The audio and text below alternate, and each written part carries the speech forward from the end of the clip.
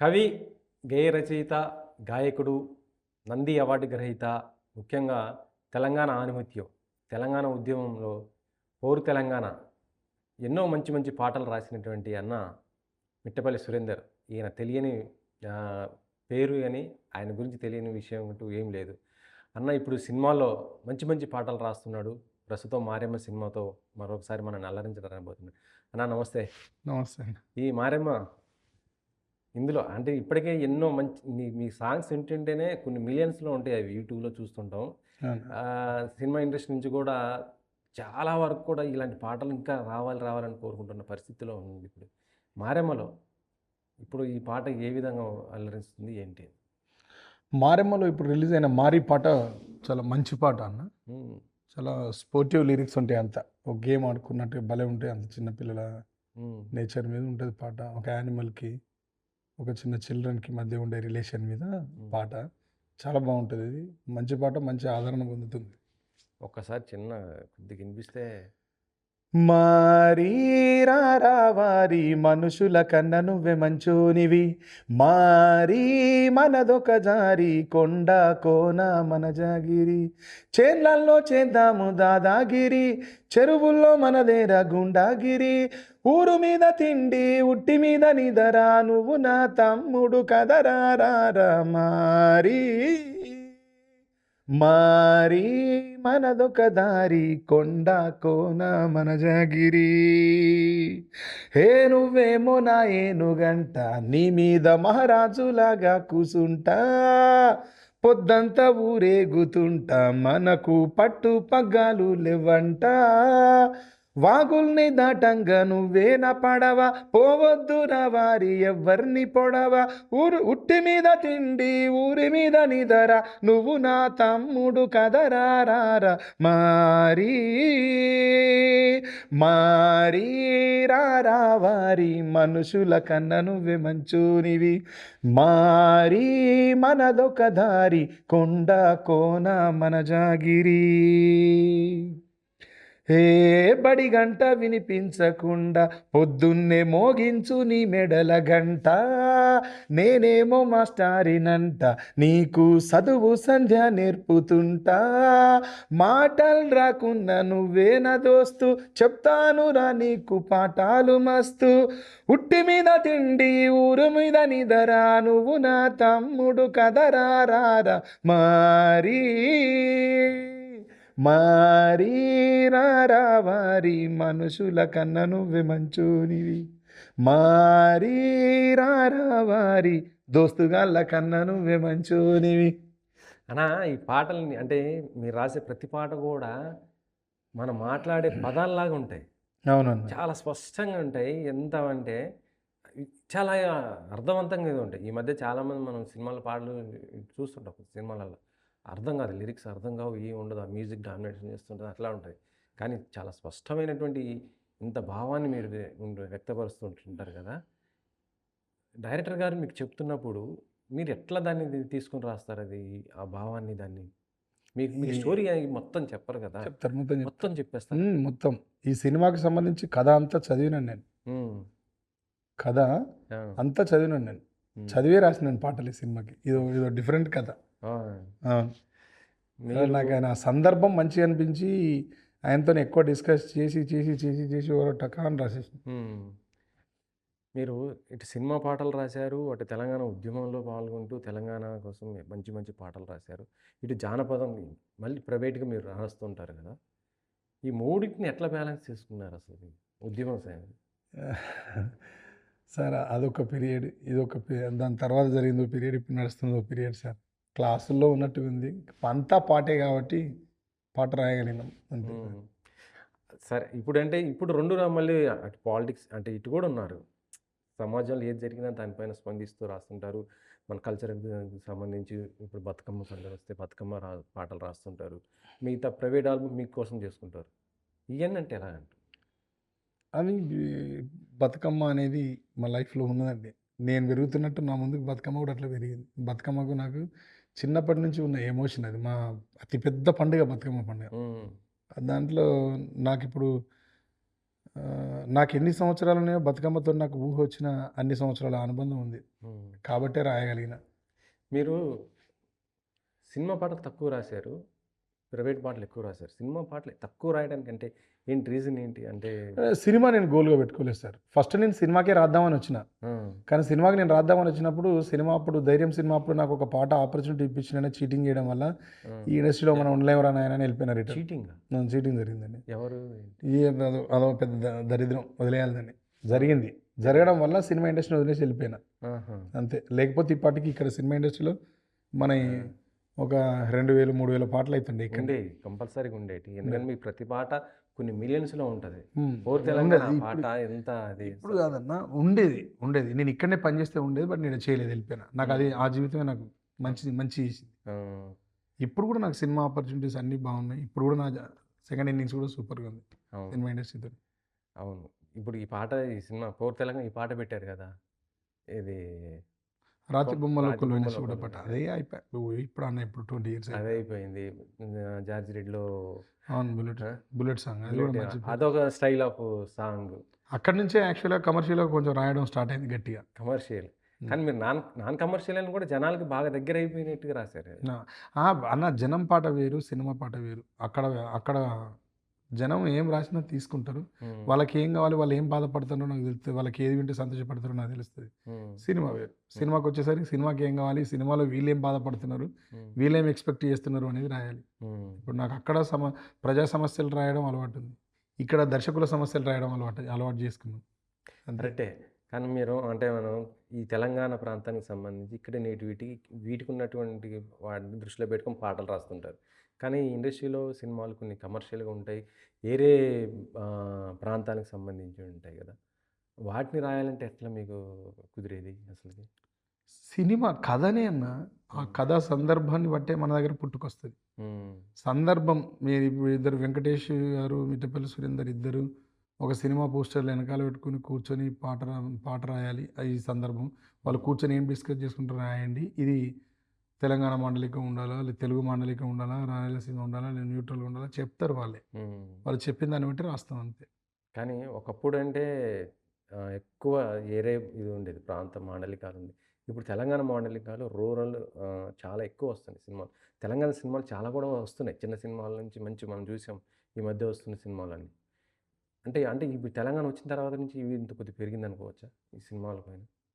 హ్మ్. అంతకుముందు ఎవరు తీయలేదు కదా! హ్మ్. తెలంగాణ వచ్చినాకనే తీసిండు. హ్మ్. కాబట్టి తెలంగాణ వచ్చిన తర్వాత భాషకు ఎక్కువ గౌరవం దక్కింది. రీచింగ్ వస్తుంది. తీసేవాళ్ళు తీస్తున్నారు. నడుస్తుంది. మెయిన్ స్ట్రీమ్ ఆదరణ కూడా థాంక్ ఎక్కువ బాగుంది. మంచి మంచి హిట్ సినిమాలు మనం ఆహ్, ఏది సినిమా 'రాంబాబు వెడ్స్' ఇది ఉంది కదా! 'రాజు వెడ్స్ 'రాజు రాంబాయ్'. వెడ్స్ రాంబాయి' అది ఇల్లందు దగ్గర ఒక 'రాజు మామూలు వెడ్స్ రాంబాయ్' గాని, 'బలగం' గానివ్వండి, 'విరాట పర్వం' ఫిల్మ్ గానివ్వండి, హ్మ్. అట్లా చాలా సినిమాలు వచ్చినాయి సార్. హ్మ్. అంటే ఇండస్ట్రీలో తెలంగాణ కొంత వరకైతే ఇది ఉంది వెనకబడి ఉంది అనేది ఉంది. అంటే ఇక్కడ కళాకారులు చాలా తక్కువ, గేయ రచయితలు అన్ని 24 క్రాఫ్ట్స్‌కి సంబంధించి తక్కువ ఉన్నట్టు ఉంది కదా! గేయ రచయితలు ఏమీ తక్కువ కాదండి. చందాల కేశవదాస్ గారి నుంచి మొదలుపెడితే ఇప్పుడు ఉన్న సురేందర్ దాకా ఈ ప్రాంతం నుంచి కవులున్నారండి. హ్మ్. వాళ్ళకు రీచింగ్ రాలేదంతే. 'సి. నారాయణ రెడ్డి' గారు చాలా పాటలు రాసిండు. వింటున్న చాలా పాటలు కూడా ఆయన రాసిండని మనకు తెలవదు. హ్మ్. 'సి. నారాయణ రెడ్డి' గారు జ్ఞానపీఠం సంపాదించిన 'జ్ఞానపీఠ అవార్డు గ్రహీత'. ఆయన తెలంగాణ ప్రాంతం కదా! అవును. కరీంనగర్. ఉన్నారు. 'చంద్రబోస్' గారు ఉన్నారు. 'సుద్దాల అశోక్ తేజ' గారు ఉన్నారు. 'కందికొండ' గారు ఉంటుండే. హ్మ్. ఉన్నారు సార్ ఇంకా కూడా. నాకు కూడా చాలామంది పేర్లు తొందరగా రావట్లేదు. ఇప్పుడు 'పూర్ణాచారి' అనే అబ్బాయి వచ్చి రాస్తున్నాడు. హ్మ్. అలరాజు, తడరాజు ఇక్కడికి సంబంధించిన మహబూబ్‌నగర్‌కి సంబంధించిన అబ్బాయి హ్మ్. ఉన్నాడు.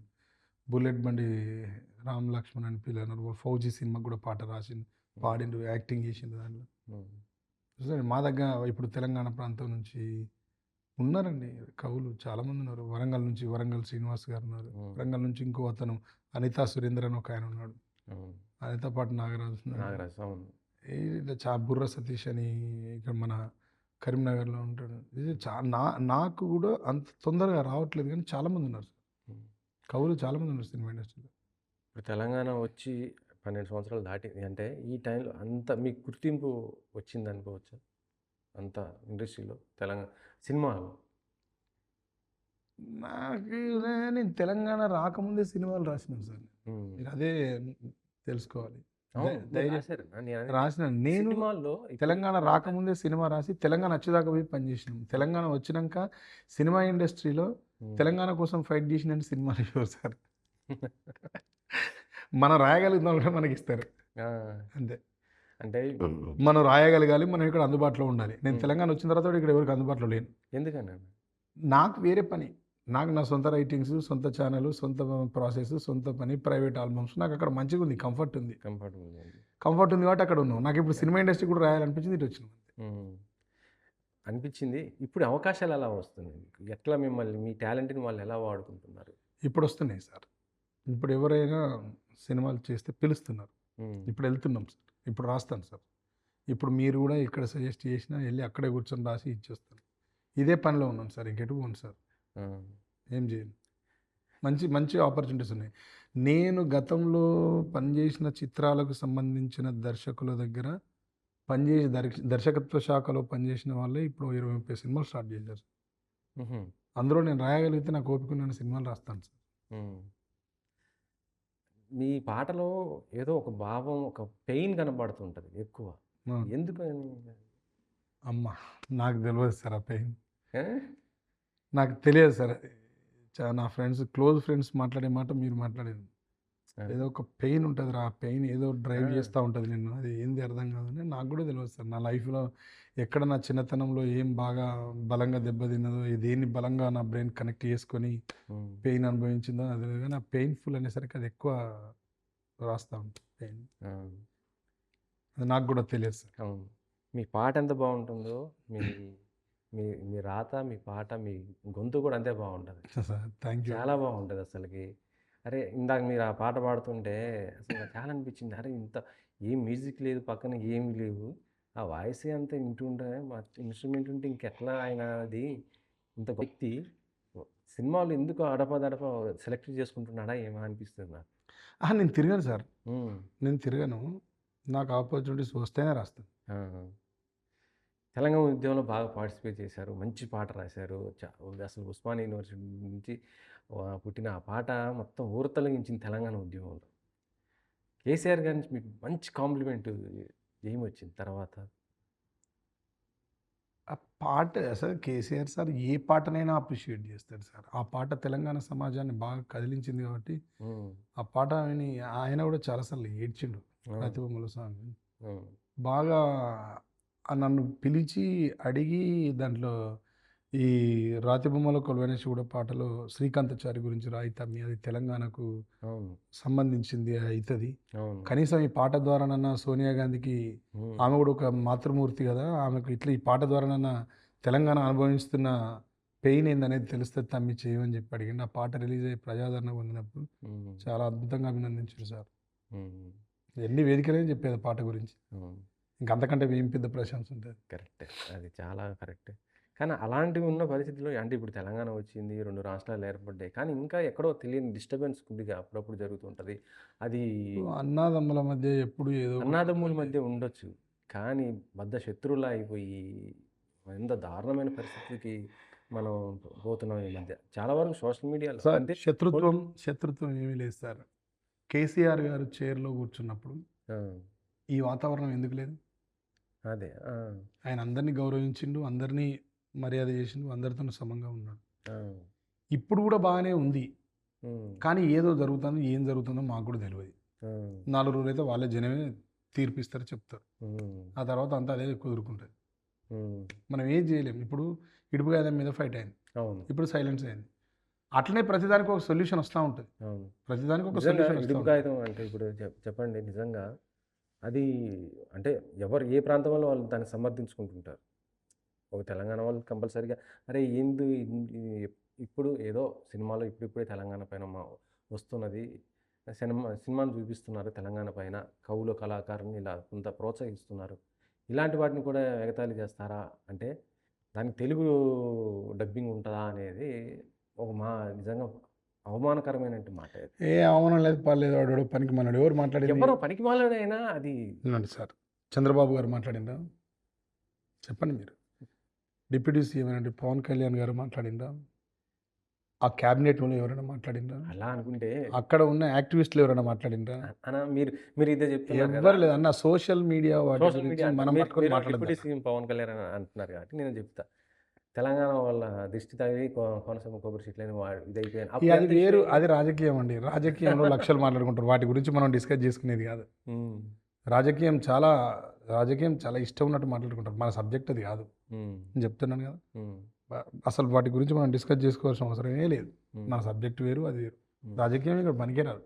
ఉమ్, మనం ఉన్నది సినిమా పని, సినిమా మీద. ఉమ్. ఇదే మనం సినిమా గురించి మాట్లాడుకుంటే సురేందర్ సినిమా వాడు అవుతాడు. రాజకీయాలు మాట్లాడితే మళ్ళీ రాజకీయాలు అవుతాం మన ఇద్దరు. నేను సినిమా ఫీల్డ్కి వచ్చిన, మీరు నన్ను సినిమా ఫీల్డ్లోనే ఉంచండి. సినిమా ఫీల్డ్ మీరు ఉన్నారు, మంచి మంచి. ఇప్పుడు చంద్రబోస్ గారు ఆయన సాహిత్యం ఒక స్టైల్ ఆఫ్ ఉంటుంది, మీది ఒక స్టైల్ ఆఫ్ ఉంటుంది. కాసాల శ్యామ్ గారు ఆయన ఒక స్టైల్లో ఉంటుంది. సో డైరెక్టర్లు ఎవరిని ఎక్కువ ఈ కథ బాగుంటే అంటే దానికి తగ్గట్టుగా ఇది చేస్తుంటారు. ఇప్పుడు మారేమ తర్వాత మీకు ఇంకే ఏమేమి ప్రాజెక్ట్స్? మంచి ఆపర్చునిటీస్ వచ్చినాయి. నేను ఫుల్ బిజీ ఉన్నాను సార్. Full busy. నేను కదలకుండా కూర్చుంటూ రాస్తే నడుస్తూనే ఉంటుంది. ఇంక అంతే. ఇంకా నాకు క్యాలెండర్ మారాలి కానీ నేను మారడుండదు. అంత మంచి ఆపర్చునిటీస్ ఉన్నాయి. నేను ఆ వర్క్లోనే ఉన్నా. కొంచెం ఈ మధ్య కోల్డ్ చేసి పెద్ద సినిమా తర్వాత కొంచెం కోల్డ్ అయ్యి రెస్ట్లో ఉన్నా. పెద్ద ఏంటి ఏమైంది? పెద్ద సినిమా తర్వాత కోల్డ్ అయిందండి. కోల్డ్ అయింది. ఆ సినిమాకి పోయి రాసి వచ్చిన తర్వాత నాకు రెస్ట్లో ఉన్నా. ఏమో మళ్ళీ స్టార్ట్ అయింది, రాస్తున్నాం. నేను సినిమాల పేర్లు అవి ప్రస్తావించాను. పెద్ద ఇప్పుడు సార్ యాక్చువల్ చెప్పాలంటే ఇది, అక్కడ శ్రీకాకుళం సంబంధించి ఆ వ్యాస అది దాన్ని మీరు ఎట్లా చూసుకుని రాశారు? మీకు ఎట్లా కనెక్ట్ అయ్యారు మీరు? నేను కవిని సార్. నాకు అన్ని భాషల మీద, అన్ని ప్రాంతాల మాండలికం మీద పట్టలేకపోవచ్చు కానీ అంతో ఇంతో ప్రావీణ్యం ఉంటుంది కదా. దాన్ని బట్టి నాకు దర్శకులు ఆయన ఎవరు, బుచ్చిబాబు గారు అత్యంత భాష మీద మంచి పట్టున్న వ్యక్తి. భాష అది పక్కన పెడితే పాట మీద చాలా పట్టున్న వ్యక్తులు వాళ్ళు. సుకుమార్ సార్ స్టూడెంట్ ఆయన. అవును. సుకుమార్ సార్ ఆడియో ఎంత స్ట్రాంగ్ ఉంటుంది, సాహిత్యం ఎంత బాగా రాయిస్తారు. అవును. ఆ స్కూల్ నుంచి వచ్చిన ఆయన సందర్భం చెప్పడంలో అద్భుతంగా చెప్పిండైనా నేను రాయడం ఇమీడియట్గా రాసేసిన అంతే. రెండు జరిగిపోయినాయి. అది పెయిన్ఫుల్ స్టోరీ, పెయిన్ఫుల్ సబ్జెక్టు రాసేసిన. సినిమాలోనే ఉంటాయి నా పాటలు, 2 పాటలు. అవును. అవి MP3 రిలీజ్ చేయలేదు. ఎందుకంటే ఆ సినిమా నేను రాసిన పాటల్లో ఆ సినిమా కథ మొత్తం నిబిడీకృతమై ఉంటుంది. ఆ పాటలు రిలీజ్ చేయడం వల్ల సినిమా అంతా లీక్ అయిపోద్ది అని సినిమాలోనే పెట్టారు. అవి కమర్షియల్ సాంగ్స్ రిలీజ్ చేసింది, సినిమాలు దాంట్లో ఉంచి. అది జరిగింది. ఆ పాటలు రాయడానికి పోయినప్పుడు నేను కొంచెం చెన్నై వాటర్, చెన్నై ఫుడ్, కొద్దిగా ఇంటికి దూరంగా 15 రోజులు ఉండి పనిచేసినాం. వచ్చిన తర్వాత నీళ్ళు తాగడం వల్ల ఇక్కడ కొంచెం సిక్ అయిపోయి రెస్ట్లో ఉన్నా. థ్రోట్ ఇన్ఫెక్షన్ అయ్యి ఇప్పుడు సెటిల్ అయి బయటకు వచ్చిన. ఇది సార్ జరిగింది. ఇప్పుడు మీరు కవి, గేయ రచయిత ఇట్లా మొత్తం ఉన్నారు కదా, మంచి మ్యూజిక్ సినిమాకి చేసే అవకాశం ఉందా? నాకు అర్థం కావట్లేదు. నేను మ్యూజిక్ చేస్తాను చెప్పారు. ఇప్పుడు అందరూ ఆల్రౌండర్ అవుతున్నారు కదా. ఇప్పుడు చాలా వరకు మీలో ఇంత సాహిత్యం ఉన్నప్పుడు దాన్ని ఇంకో మీ ఓన్ మ్యూజిక్ ఇట్లా వాళ్ళంతా ఆల్రౌండర్స్ అవుతున్నారు. నేను పాటలనే ఆల్రౌండర్ని అవుతా. అన్ని పాటల్లో ఆల్రౌండర్ని అవుతా. వేరే ఆల్అవుట్ గాను పాటే రాస్తా సార్. మనకు వేరే వ్యాపకం లేదు. నా చుట్టూ మంచి మ్యూజిక్ డైరెక్టర్స్ ఫ్రెండ్స్ ఉన్నారు, డైరెక్టర్స్ ఉన్నారు. ఇది చాలండి నాకు. పెద్ద ఎగిరిపోయి దునుకుదాం, ఎక్కడో ఏమి చేద్దాం, ఇటు దునుకుతే అటు దునుకుతే ఇటు నదులు దాటుదాం అనేది, సముద్రాలు ఇద్దాం, నాకు అది ఏం లేదు సార్. వస్తుంది, రాస్తా అంతే. మీలాంటి వాళ్ళు మంచి మనసుతో 4 మాటలు చెప్తారు, ఇంకా 4 ఉన్న పాటలు ఎక్కువ వింటారు అంతే. అదే వస్తూనే ఉంటుంది అంతే సార్. ఎప్పుడైనా అంటే మిమ్మల్ని ఎప్పుడు స్మాల్ స్క్రీన్ మీద చూస్తుంటారు, ఎండి తెర మీద ఎప్పుడైనా ఏదైనా పాత్రలో చేయను అన్న, పాటలే రాస్తా. అదే పాటలే అసలు. ఎప్పుడు ఏదైనా ఒక కథ, ఎవరన్నా మీరు ఇప్పుడు పాట రాస్తుంటారు, అబ్బాయి ఈ సిచ్యువేషన్ తగ్గట్టు లేదు సురేందరే మీరు పాడతారు కదా, మీరే యాక్ట్ చేస్తే బాగుంటుంది కదా ఈ పాటకి ఏదైనా అంటే, అట్లాంటి అవకాశం వచ్చినప్పుడు చూద్దాం సార్. చెప్పలేం, మన చేతిలో పని కాదు కదా. వస్తే చేస్తే చేయొచ్చు, చెప్పలేం. పర్టికులర్ మీకు ఎలాంటి పాట రాయాలి అంటే పెయిన్ఫుల్ ఎక్కువ రాస్తుంటారు? Commercial songs sir. Commercial songs రాయాలి, రాస్తాను కూడా. ఇప్పుడు వస్తున్న సినిమాలన్నీ కమర్షియలే, అవే రాస్తున్నా. నాకు ఎవరైనా సినిమాలో డెప్త్ కదా వద్దండి, నాకు ఇప్పుడు ఇది చెప్పండి, ఇట్లాంటి పాట రాద్దామని అవే రాస్తాను. సరే అన్న, ఆల్ ది బెస్ట్. మీరు మంచి మంచి పాటలు ఇంకా ఎక్కువ రాయాలి. పెయిన్ఫుల్తో ఉన్నా కూడా నిజంగా హార్ట్కి అయితే టచ్ అవుతుంది. పెయిన్ఫుల్గా ఉన్న మీనింగ్ఫుల్గా ఉండే పాట అయితే వస్తాను నా నుంచి. ఆల్ ది బెస్ట్ అన్న. Thank you.